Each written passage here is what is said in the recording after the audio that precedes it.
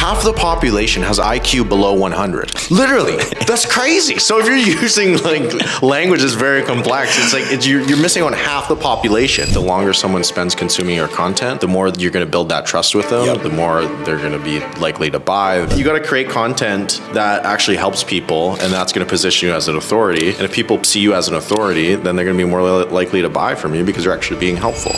Let's go, baby! LFG podcast. This is my second podcast in the last like 24 hours, and then I got another one straight after this. So I'm in a good flow. You know, the more you do, the less rusty you get. Like I find when I take a while off YouTube or podcast or anything, I'm kind of like, the words don't come to you as fluently, but you're a man of many words. Dakota, how did you get into doing what you're doing now? Oh, it's been crazy. So, I mean, I've done all kinds of stuff. Like I used to be an electrician, used to be a medic, security guard, delivery driver, server, like all this stuff. Secret agent. Yeah, secret agent, OnlyFans. But yeah, I just didn't like the path of, you know, just working all these years, taking orders from people you didn't respect, being surrounded by miserable people, getting paid shitty. And I came across some books from my friends, like Think and Grow Rich, you know, Rich Dad, Poor Dad, and all that stuff, and kind of indoctrinated me into thinking differently about how you can approach life. But fast forward a few years after like the age of 18, kept reading those books, but came across crypto actually in 2018 and went down that rabbit hole. And to keep up with the news with crypto, I was on Twitter. Okay. And I was on Twitter and some kind of course popped up on my feed like, hey, you can make money by starting a Twitter audience and growing. And I just thought it was interesting, and you know, I was like, okay, well, I've always been looking for some way to make money online and do my own thing. So eventually, just bought the course for $40. 40, man. Nowadays they're going for $2 grand. Yeah, you got a deal. Slash out the price. This is $10K today, $47. 10K to 40. You're like, oh, amazing. Buy now. Yeah, the course is pretty shitty, but I mean, it got me to write online. I got introduced to people like Dan Coe and all these other people, and I just really liked their train of thought and what they were posting, and it inspired me to start posting. Absolute shit show at the start. I was just posting the just shittiest content ever. Yeah. And eventually got better and started learning from different people online and learning copywriting, web design, all this marketing stuff.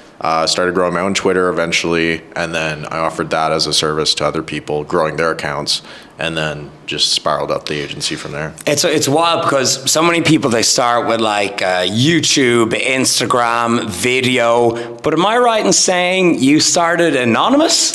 Yeah, so I started anonymous, but it was funny, before even Twitter, I tried doing YouTube for like a day. We all do. If you make it past day one, you're here now. Dude, it was the most ghetto setup. I had like books, like holding a camera up, like tape and stuff. Bro, that was me. Like I had the iPhone sellotape to the wall, and it was an iPhone 5. And so because it was like this, you know, you can't flip the screen. So I sellotaped it to the wall like that. And so I couldn't see the screen. So I would like press play, sellotape it, and half the time the wall would press pause. So I would be like going hard making fitness videos and it wasn't recording. This iPhone sellotape to the wall, the OGs will remember those days. The ghetto setups are the best. So you tried YouTube for a day? Yeah, that didn't pan out. I just got too nervous in front of the camera. Yeah. So it was good for me because writing, you can be more introverted and write about whatever, and then eventually kind of grow your confidence, and then that translated to video for me. Yeah, and so you were well, I know it's the username, but Wrongs to Right. Yes, that was my well, my first one was Philosophy of Fit, because I was gonna be like, oh, we're talking about philosophy and we're talking about fitness. Yeah. And I was like, this is fucking stupid. I eventually learned you have to, at least what I've learned from myself, is you have to give value to people to grow on social media. And people throw around the word value. Oh, give value, bro. But it's like, what is that? Okay.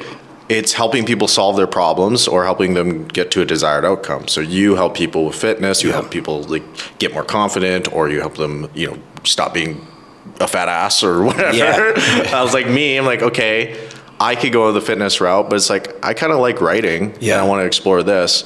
And so I just started studying copywriting and writing, and then I was teaching what I was learning to people, which was helping people, you know, maybe get more reach on social media, make more money, whatever.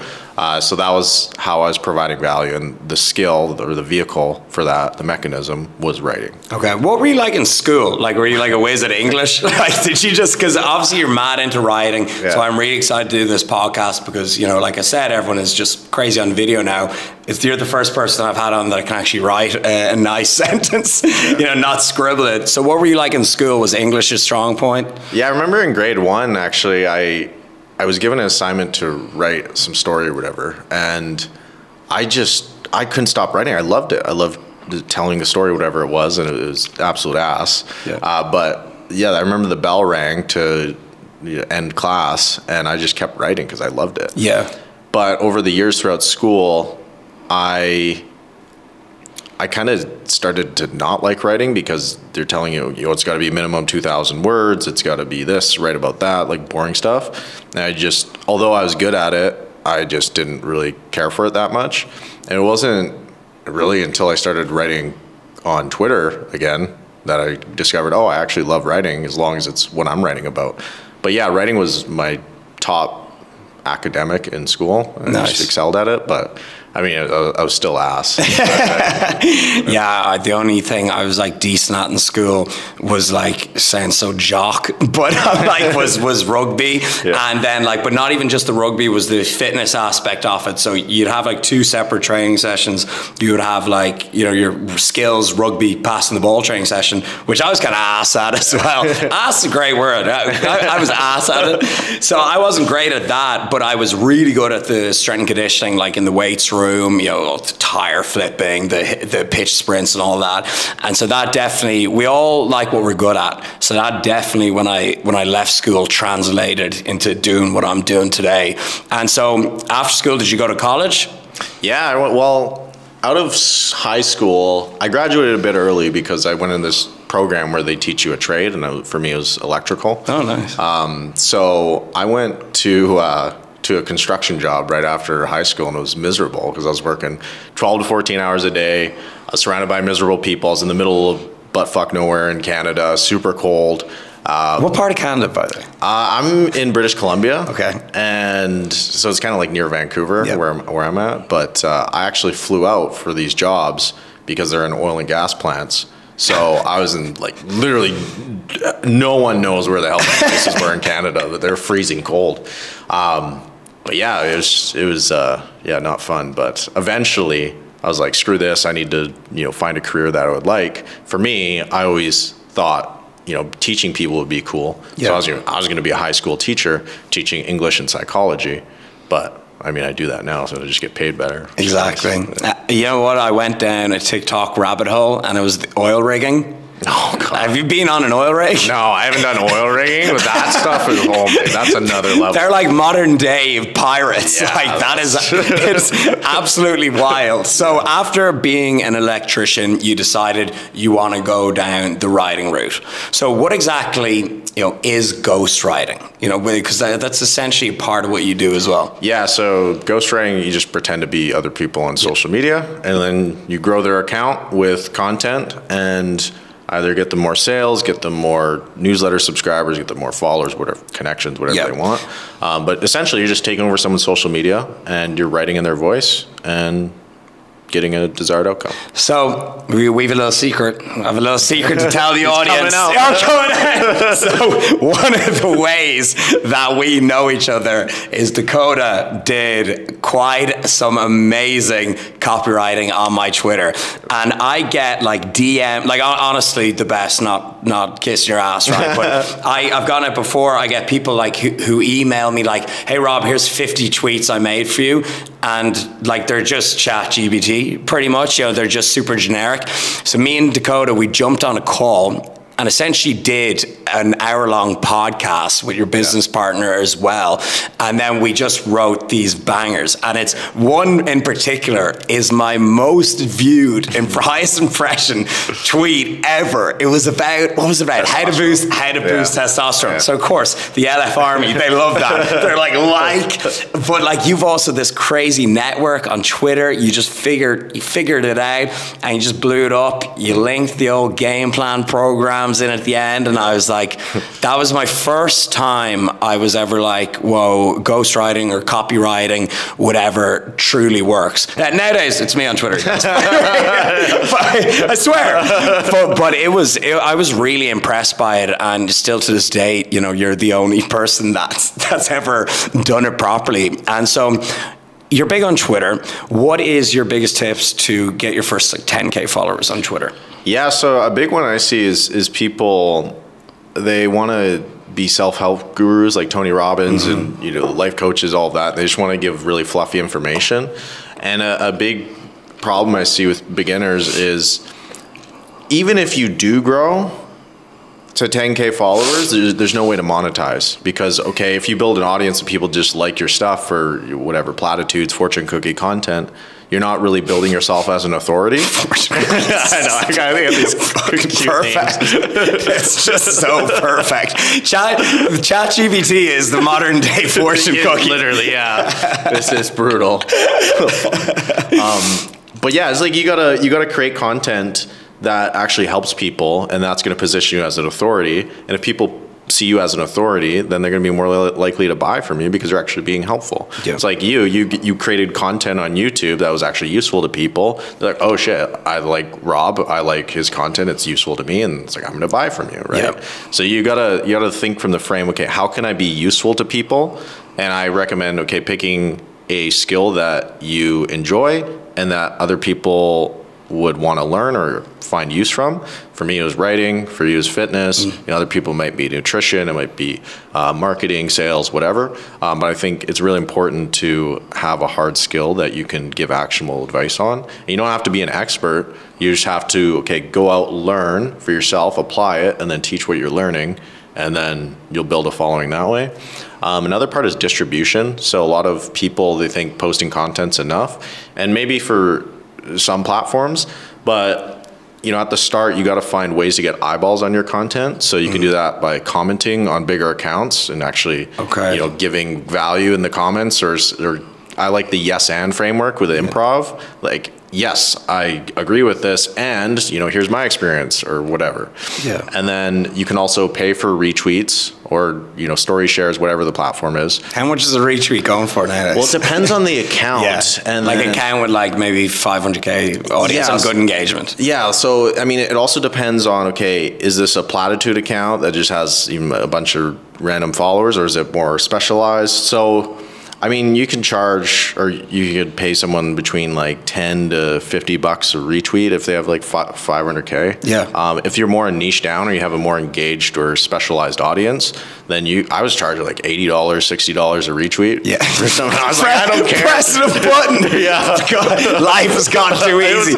I stopped doing that like 2 years ago, but there was like a time I was like, holy shit, I can't believe people are paying. Oh man, from the oil rig to this. Yeah. I was just thinking like, it's so crazy. You know, people will work an hour and get paid $10, $20 an hour. But if you build leverage, it's just like, it's mind-boggling. Like, I was literally pressing a button and making someone's wage for 3 hours just by pressing a button. It's like, it's just mind-boggling what the internet is. Yeah, man, it's absolutely shocking. So I always go back to, I'll never forget like the last 9 to 5 I worked, or it was 9 to 6.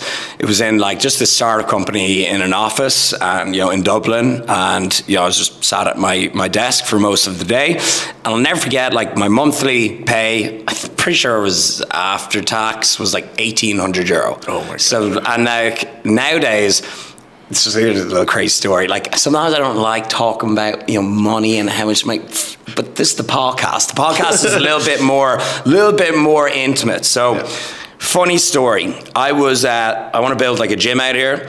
And have you ever seen those adjustable dumbbells? They're like they're not the shitty screw ones. They're like super sick. They're like $500. And I went onto an Instagram page that sells them, you know, started liking the post, you know, I was like, sent it to Linda. I was like, oh, I'm going to get these. And then I get a DM. I was going to buy them. I was literally like about to, you know, buy them the next day, order them online. Then I get a DM from the company and they're like, hey, we'd like to pay you for a sponsored post for these dumbbells.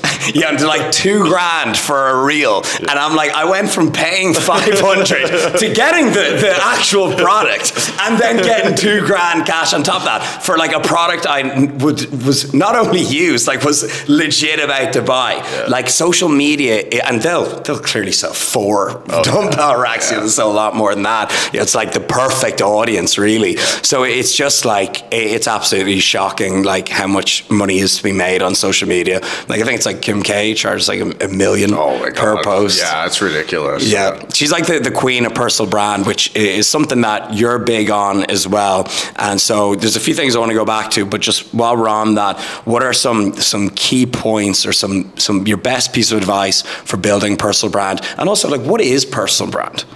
Right. I mean, essentially, it's no different than brand. I think, you know, it's just you know, you're a brand. Like everything we do is like representing who we are and saying who we are. So, I mean, I just view personal brand as reputation. Okay. I think that's an easy way to frame it. Yeah.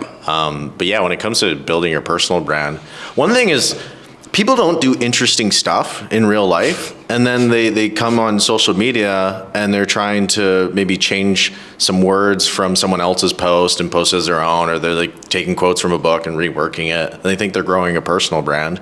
It's like, no, you're just not interesting. You got to go out and do stuff, like maybe build a business, go get jacked, you know, go travel someplace, and then come back and talk about it. Because, you know, anyone can copy your posts, but they can't copy who you are. They can't copy your story, your background, you know, what you do, your worldviews, your opinions. So I think the more you can go out and gather experiences and actually live life, and then bring that and document it on social media, the better. That's a banger right there. Yeah. That's clip that. Yeah, clip. Darren, what's up? Darren, you know Darren Lee. He introed us. You know, I was just chatting to him right there. He like produces this whole podcast. Oh shit. Yeah. I love Darren. Shout out to Darren. Yeah, up Darren. No, honestly, he's in Bali or Singapore now. I'm trying to get him here. But you know, so that's on personal brand, right? So in the fitness industry as well, it's so easy to just be like, hey, calories, macros, gram of protein, legs push pull. But just exactly like that, so many fitness people are boring as fuck. Yeah. You know, you got to throw in a little bit of spice in there. Like, show the 10,000 calorie challenge. Yeah. show the cheat meals. Show the travel. And people are like so afraid to not stick to their niche, that they're like, oh, I just have to post fitness reels on my page. But it's like, people will connect with you a lot more if you show, like, you know, building your home, your relationship. I know that can be a rocky one, but your travels, and people will connect to it a lot more. And in my opinion, when it comes to selling any product, the main thing is building trust and connecting with your audience. So like, trust is the #1 thing, because when you break it down, someone's putting their credit card details onto the World Wide Web. Yeah. So they have to make sure that it isn't like a scam AI account. They have to make sure it's real. So the more people like connect with you, they see like you're a real person, the more trust you build. So that's that's my biggest tip for like personal branding and, you know, how to pretty much make a sale online. And so going back to monetizing creators, that's something that you specialize in. So what would be your first steps? Like, let's say someone is like, you know, they've grown a decent audience now, and I know it depends on the industry they're in, but what would their first steps be on monetizing it? Yeah, well, assuming that you built your audience based on a skill, it's like, okay, we got to create an offer. And I'm by no means like a crazy expert. I read $100 million offers. That's where I get my information. That's all you need. I'm not taking credit on that. All you need. But yeah, you like put together an offer, make it, you know, quantifiable outcome. Maybe have a guarantee, target audience. You know, when do the deliverables? You know, when does the person get the deliverables? Just like stuff like that, and then just like put together an offer, and then once you have that offer put in place, you know, go out and try to find maybe a cheap client or a free client. If you can get a paid client, that's great. But like, get somebody to work with in exchange for a testimonial or a case study. Yeah. And then that's going to allow you to create content about how you got a result for that person. And then you post about that, you know, maybe for me, you know, if I was starting out as a ghostwriter, I'd post about, oh, here's how I help my client gain, you know, 50 followers with one post, and break it down. Yeah. Or here's how we optimize his profile. Here's the 5 elements you need to know to optimize your profile for more conversions. Here's how you do X, Y, or Z. Here's how I did X, Y, Z. Yep. And that's what, at least from my experience, case studies and showing how you got results for people is the best way to get clients. But at first you have to, you know, go out and get clients. And then if you don't have experience, well, if you do it for free or cheap, like, that's going to be more enticing. So you kind of got to earn your stripes.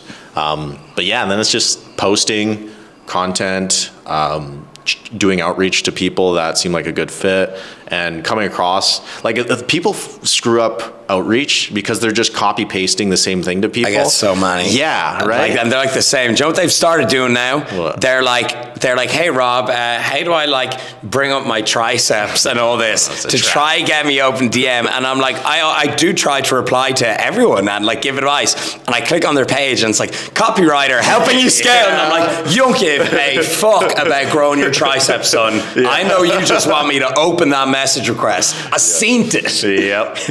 So what are your tips for a good cold outreach? Yeah. So again, I'm not an expert on this. What worked for I think me, you are. Yeah. I think well, what I did with you, for example, is I believe I made a Loom video for one, like make it highly personalized, and then the first part of the message I sent you.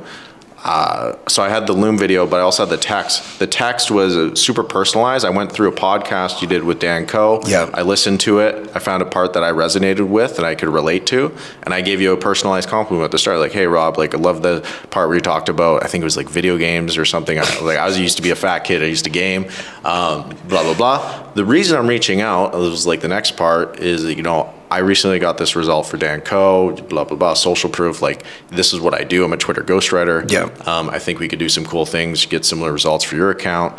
If you're interested, you know, click here, let me know, whatever. I forget what it was. And I clicked on that bitch as he's not asking me for like tricep tips. Yeah, this is real. Yeah, but it's all about like, if I see a personalized message, and you know, sometimes I write to influencers as well that I want to get on the podcast. That's like cold outreach at its best, really. Speak at an event, send some fuel cakes to, collab on YouTube with, and it's all just about being personal. You know, it's just anything you can show that it isn't like a copy paste thing, and that like you're just putting some nice thought into things. And so going back to monetizing your audience, how do you personally do it, and what are your source of income? Yeah. The IRS is listening. Oh, fuck. Yeah. That's the American. I've got a company set up in Panama now. I got one in Dubai. That's it, you know. Like, I don't make any money. I don't make it off. So, how do you personally monetize your audience? What are your source of income? Okay, so when I started out, I monetized through done for you ghostwriting services. So I grew people's social media for them, got them more followers. That was primarily what I did. And then once I gained a lot of experience with that and scaled up my agency, I transitioned to done with you coaching.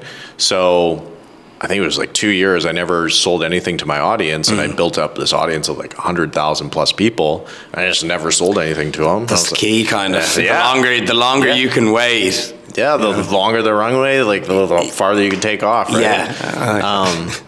But yeah, so I offered a Done With You coaching program, I think it was January 2023. And I showed people, okay, here's how I grew my social media, and here's how I grew my ghostwriting agency. I'm going to teach you everything I learned.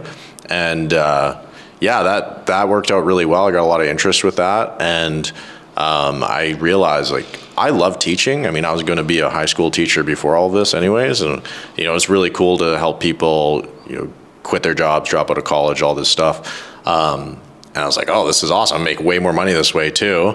And I just enjoyed it more. So I was doing the Done With You coaching and the Done For You ghostwriting at the same time for a while, but I just realized, like, this is a better vehicle, like teaching people how to do this. So I just pivoted to doing that full time. And that was the summer of 2023. when I went that's recent. Huh? Yeah. I just went full time with it, and then. I mean, that's what I still do now, and then I'm gonna launch a low ticket community soon and do that. But yeah, it's been cool. So I've really like stuck with one thing primarily, and I think that's why I've had more success than some people. It's because I've just like been laser focused and like learned all the nuance with stuff, and then transitioned to a different vehicle that had more leverage, and then maybe down the line I'll drop a course, and then find different ways to manipulate my offer. Yeah, definitely. What platform are you using for the low ticket, by the way? Yeah, so no one knows. I find these like I'm trying to I want to do that myself. I have like my fitness app. I want to do one kind of like business coaching for personal trainers, and I'm trying to like pick the best platform. Yeah, so this is like a really niche one no one knows about. I use Heartbeat Community. I like it because it's got some cool like automations you can do within the platform, and it's got like everything bundled into one. But yeah, I never really liked School. I never liked Circle or any of the other ones, but I really like Heartbeat because they just got all the features I love. Yeah, nice. And so you've got some big viral bangers online, not only written text, but in videos as well.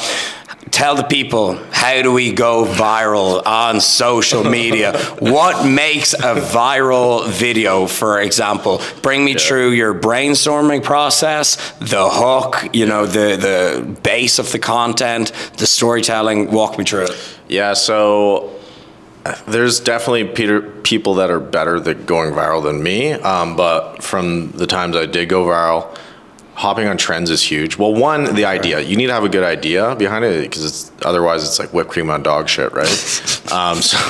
So the idea, trends are huge. So right now, infographics on Twitter and LinkedIn are huge, like showing that. Or on Instagram, there's a trend a while ago where they're doing the animations like Dan Coe was doing. Yeah, I love them. Yeah. Man, they're so like nice to watch. Yeah, yeah. And then you can like I did a twist on them where I did a ship post of one of those animations because they're all so serious. I'm like, okay, how can I like twist this? And I made a ship post of how to become a millionaire in 69 days, wake up at 4:20 a.m., like do sun your balls in a cold shower. Like I just like this trend, but I made it my own by adding a little pizzazz.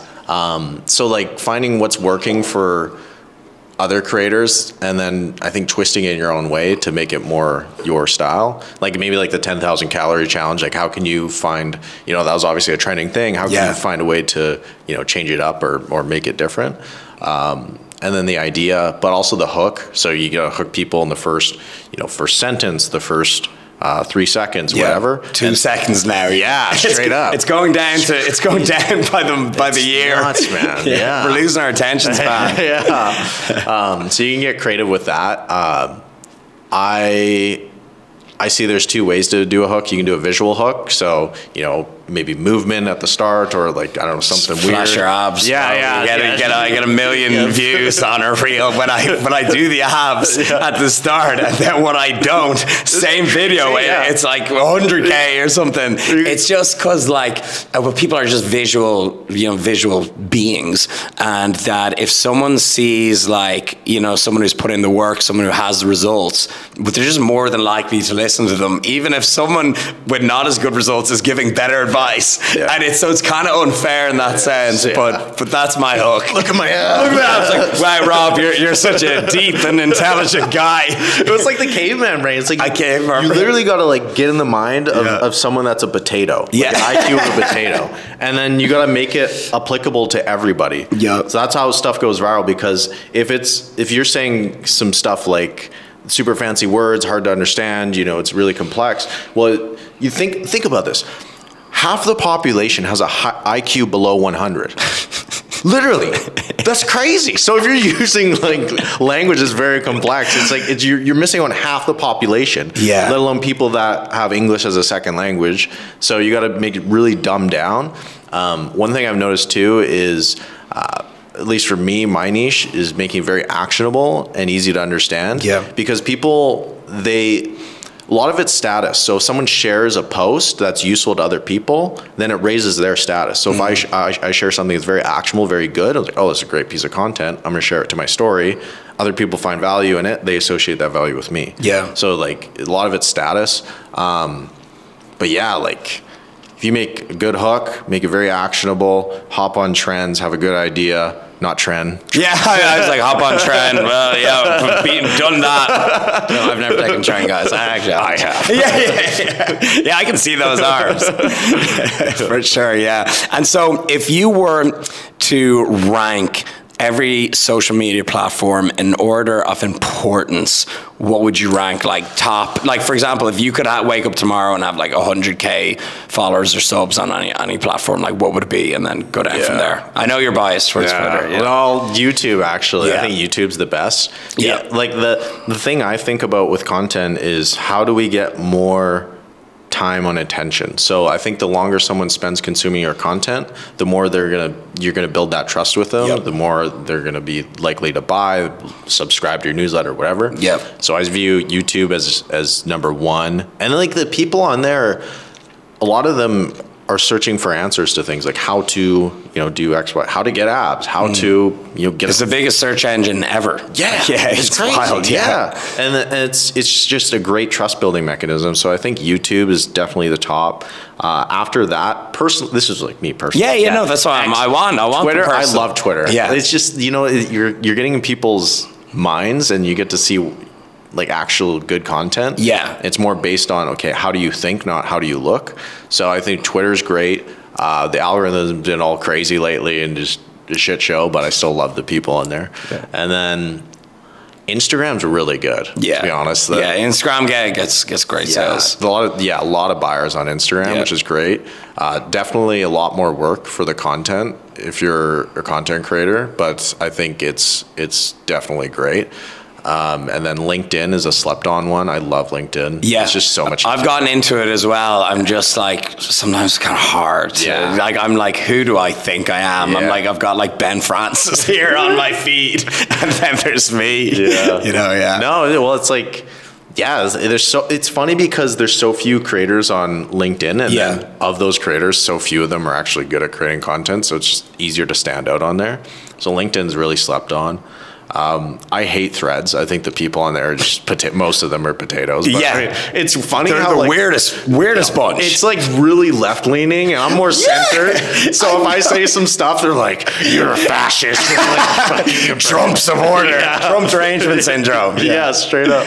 I think I put Threads at the bottom. TikTok. I haven't touched TikTok. Okay. I'm shit on it. I know it's good for virality and growing on social media, but I don't place much value on TikTok. I don't know. Is there any other? Nah, they're like the main ones. I see some people on Snapchat as well, and I'm like, weird. I'm like, I'm not a 16-year-old girl, but look, I know some people do kill it on it. Yeah, I grew like, my TikTok to I think like 30K or something. I'm like, well, this didn't make a difference. I think in order to really like notice a difference in sales on TikTok, you almost have to get to like 500K or like a million almost to notice the difference. Whereas like if you have 20-30K subs on YouTube, that's when I quit my job. I was like, if you have like, because subscribers YouTube is so like dedicated that if you get to that amount, like you can pretty much start whatever you want.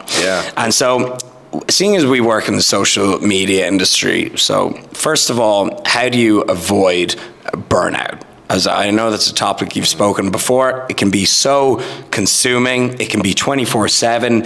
You don't really get evenings off. You don't get weekends off. So how do you avoid getting burnt out from doing what you do? I think a big thing is one is consistently showing up every day.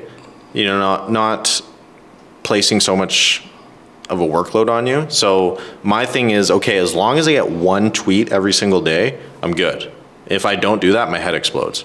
Literally since I've started posting on Twitter, like the very first day, I told myself, I'm not going to stop posting. I've posted every single day since September of 2020, every single day. I was like, my head explodes, my dick falls off if I don't post every day. Like it's just, I just cease to exist. And Yeah. if you adopt that mindset, I think it's really useful. But also not beating yourself up if you're not posting 5 times a day, 3 times a day. But as long as you do 1 a day, I think that's very important to do. Also, for me personally, using an app blocker like cold turkey is great for me because, you know, if your career is so associated with social media, it's easy to be like, oh, I'm going to go on Twitter and like it's productive or whatever. It's like, no, it's not. True. It's bullshit. That's so true. Yeah. So you can put on an app blocker. I like cold turkey because you can't uninstall it. And then you set a schedule like, okay, between the hours of 5 a.m. till 12 p.m., no social media. I only unblock the sites that are associated with deep work or doing whatever I need to get done. Also, I bought a physical timed lock case for my phone. Oh shit! No, it's gotten that bad. Yeah, because there's no app blockers that I can uninstall with iOS. So I'm like, okay, well, I got to use a physical. Your mom's having a heart attack. Call an ambulance. Nope, sorry, not today, Ma. Yeah. So those are like legit. I think the 80-20. I think that's the 80% that will that'll get most of the work done. But yeah, it's like just finding, okay, when it's time to rest, when it's time to work, like actually work. And I think the trouble is when you're blending the two together, like, oh, I'll work for 5 minutes, go on social media for 5 minutes. But if you eliminate that, I find you get a lot more done. When you get all that done, you can relax, you can recover and hit it again tomorrow. Yeah, and so what's a typical day in your life looking like? You know, what time do you wake up at? What time do you find you can focus best at? You know, what is your kind of like work blocks? Like run me through a day in life. Yeah, so I wake up at 4:28. Sun my balls. Yeah. Just we'll play that skit.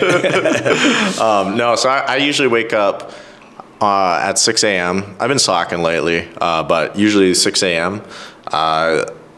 I like to experiment with different things. Right now, I'm not doing any work for the first hour. I'm just kind of reading and just consuming information, content that I'm looking to get better at. So I do that. I drink my coffee. And then usually I get to work at 7:30. I'll go to a cafe or coffee shop. And I will list out, okay, what do I need to do for today? And like, what's the highest priority task? Yeah. And then I will usually set a timer for 2 hours and just work on that one thing or the top 3. Yeah. And use an app blocker, block everything else out, and then just work on that. And that forces me to not get distracted. And then after 2 hours, I'll take like a 15-minute break and then 2 hours again. And then kind of repeat that until my brain just... The brain's just like, yeah, no more work blocks, please. Yeah. And like, what's your diet like as well in your training? You know, there's something that we got to ask on this channel. Yeah, you know? Of course. I love it. That's what we're here for, yeah. So I've tried all kinds of stuff. What works well for me is fasting until 12 or 2 p.m.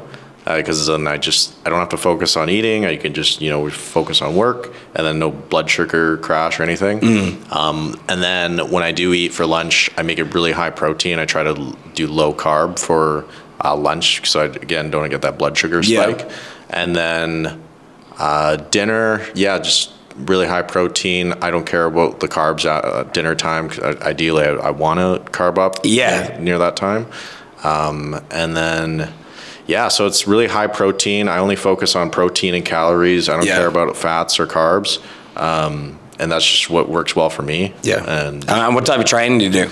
I got pretty big guns there, big guy. I've been training for 13 years, so it's like, it's we're fucking same size as mine. And I'm the fitness professional. I'm the jack nerd. Yeah. So I do full body, and I try to hit it 5 to 7 days a week.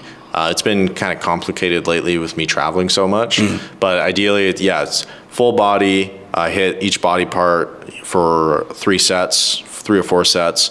I try to train till failure, and usually my workouts are like 45 to 60 minutes, and then I end with cardio. But I've done the bro split, push-pull legs. It's like, I just enjoy full body the most, I think. Yeah, when I'm like traveling or if I've just got like fucking hectic week, I switch from legs push-pull like 6-day down to just 3-day full body. And I actually get like stronger. I actually like recover better, get like crazy good pumps. It does like take you out of it, like when you leave the gym and like, you know, everything is trained. It is quite taxing on the body, and like the whole kind of benefit of a bro split is just kind of mental, that you can just concentrate a little bit more and just like make sure you're fucking annihilating a body part. Just a paraplegic after. Yeah. You know what? I think it was like the Hodge twins or something. They've made this video and they did like a dedicated arm day every day, and then they just did like pull-ups and chin-ups, and like their arm growth is like the exact same or something. You know, people forget to realize like when you're doing full body routines and doing compounds, like everything's getting hit. Like, you know, isolation movements can be great, but oftentimes are overrated. And yeah, I'm the same. Like I usually wake up around 6 or 7, whether I like it or not, like, which is kind of annoying, because if I don't fall asleep till like midnight or 1, I will still wake up the same time, fucking sun. And so I got the blackout blinds with the fucking sun sneaks in there. I wake up, absolutely floor the caffeine, the nootropics, the water, the electrolytes. I'm like, I have a new lease of life in me. And then between 7 to 11, I will do pretty much my entire work of the day. Like Tim Ferriss got the 4-hour work week. Rob Lipp's got the 4-hour day. He's got the 4-hour day and then goes, catches a pump. So then I'll train like usually like late morning. I did an early one today.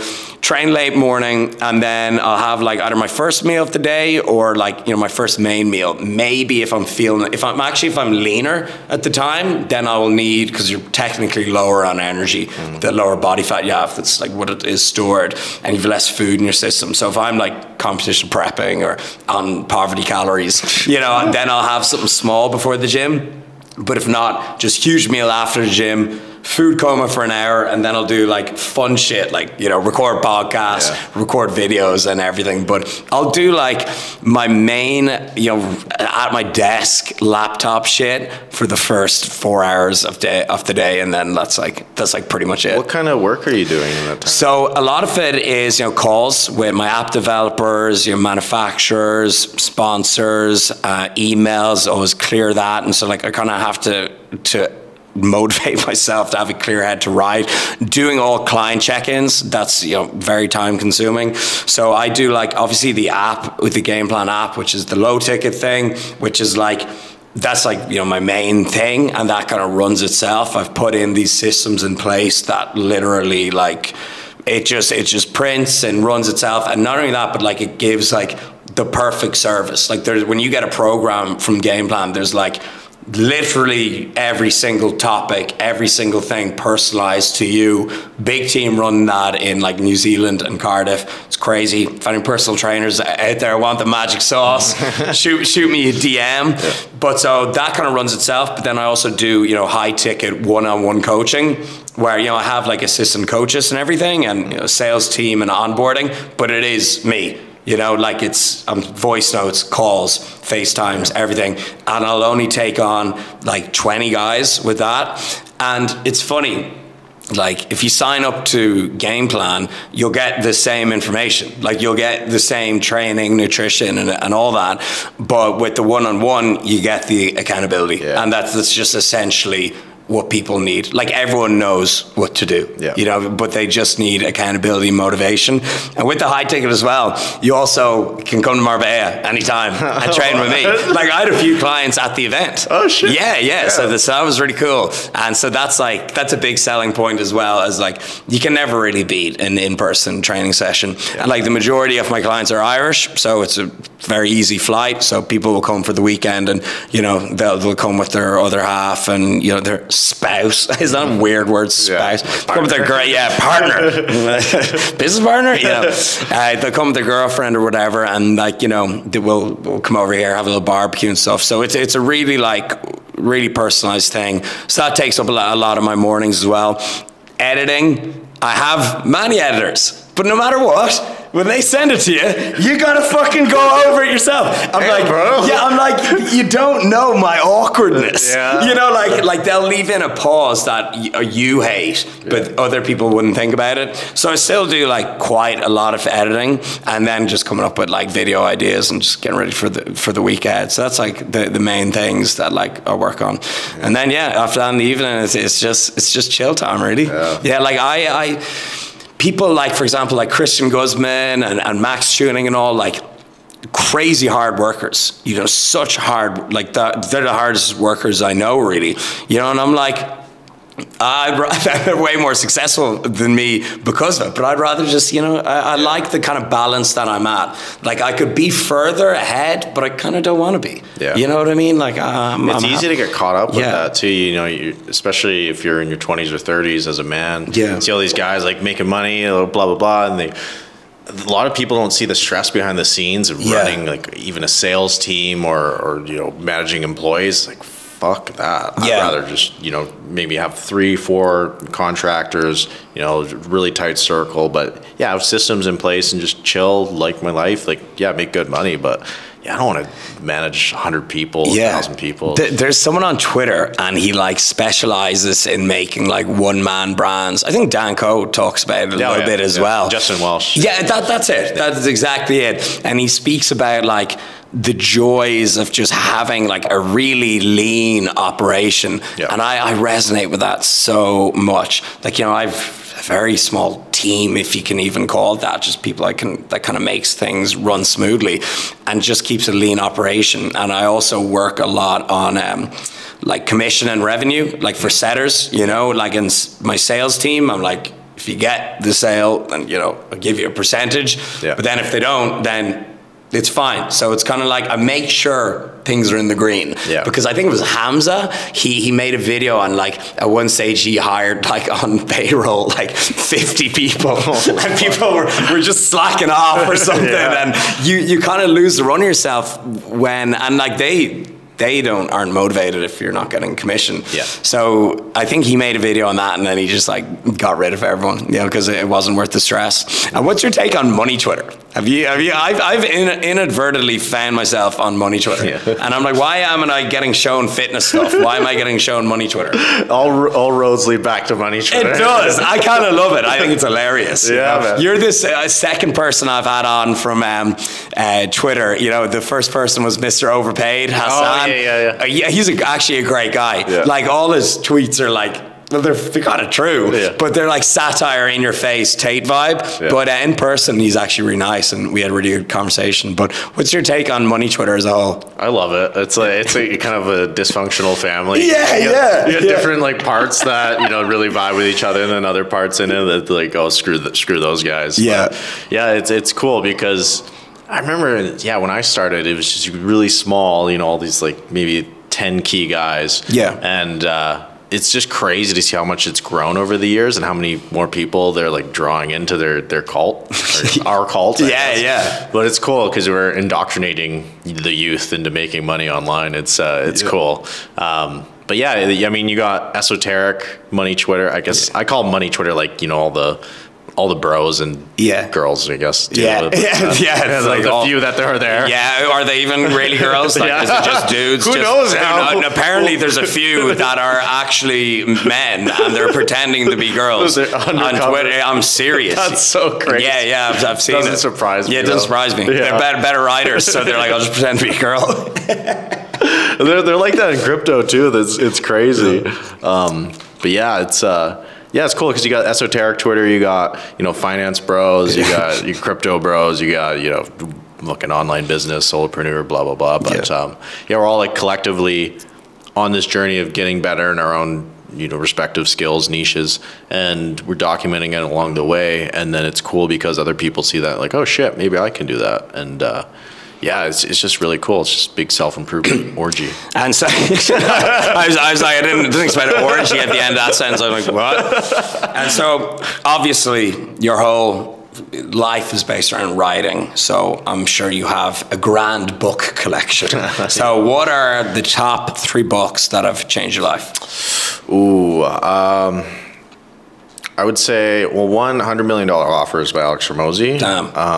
I found Alex Hormozi at 19 followers, so I was there before he was cool. That's a flex. Yeah. That's a flex. But yeah, his book really helped me understand a lot about business, and it was very actionable and actually helped me like formulate my offer early on. So that was great. Awareness by Anthony DeMello is another great one. There's more spiritual and like, woo-woo. Yeah. But it was just really helped me understand my relationship with other people and myself. And then, God, there's so many good. I think Writing Tools by Roy Peter Clark is a book just taught me a lot about writing, opposed to the academic way, which is dog shit. Yeah. But he gave me like really actionable advice or tips in that book that helped me apply it to Twitter and actually grow my following and essentially change my life. So yeah. That's awesome. That's awesome. And so what would be the best business advice that you could give to yourself starting out? What would you say to like young Dakota, just, you know, about to embark on this big journey? Yeah, I mean, leaning into discomfort is, I think, the biggest thing, not only in business, but also, you know, in fitness. Or, I mean, you starting out with people maybe making fun of you for making content. And it's like, well, look at you now, right? Yeah. And they're probably stuck at whatever they're doing. The same shit, same pub. Yeah, exactly. So, I mean, leaning into discomfort, and that was something, I mean, thankfully I followed when I was starting out, but I never like realized what I was doing until later on. Because like I was hopping on sales calls, I was shitting my pants, like, oh my God, like I don't know, like I gotta sell this, I don't know what to do. Yeah. Or like posting content, or just putting out an offer. Like I was just always willing to go on the deep end of discomfort, and that really made all the difference for me. So yeah, and then not really fearing screwing up or failing. Because, you know, you're going to get everyone saying, oh, you can't do that, or oh, that's risky, maybe you should go back to college or whatever. I think you got to just take a bet on yourself and understand, okay, I know this is going to be rough and I'm going to screw up along the way, but just be willing to go on that adventure anyways, because it makes for a good story too, you know? Yeah. You know, without struggle, there is no real story. So there's that. And then learn an actionable skill. Like that's more practical one. It's like, you need to learn a skill that helps people. Yeah, you got to show up, be like, hey, I'm here, everyone. Give me money. Yeah, so you got to make yourself useful to other people and not fucking rely on someone else to figure it out for you. Like I can tell immediately with people in my coaching program who's going to make it and who's going to struggle. It's like the people are asking questions you can Google.